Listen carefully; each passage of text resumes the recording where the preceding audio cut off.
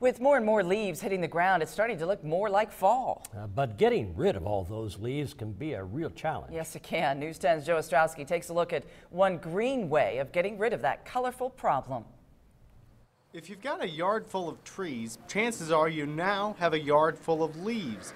While you can bag those leaves up, you might consider turning them into compost. Now, you may have never made a compost pile before, so you might wonder how to go about doing that. Well, we're joined by Stephanie Kroll from Indiana State University's Community Garden. And tell us, first of all, in terms of space, do you need some kind of special facility to do this? How do you go about finding a place?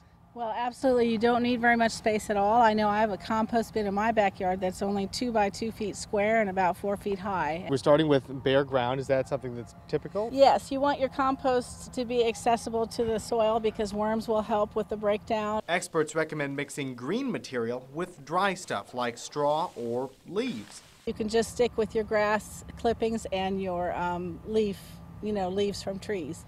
And those two mixed together will create a nice compost, just by themselves. It is good to mix the two. The green does help add moisture and bacterial activity to the process, and it'll help the leaves break down quicker. You can also add food scraps, but there's a catch. You absolutely never want to put anything that's been in contact with any kind of meat or dairy product. So any kind of cheese or milk or anything at all like that. Sometimes if it gets too dry, you can add water, or it needs to be mixed around sometimes because it gets more hot internally and the outside doesn't get as hot.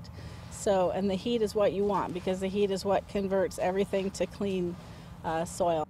And experts say after just a few weeks, those leaves and scraps will turn into good quality compost for your garden at home. With photojournalist Cody Murphy, I'm Joe Ostrowski, News 10. We've also included resources about composting on our website, WTHI-TV.com.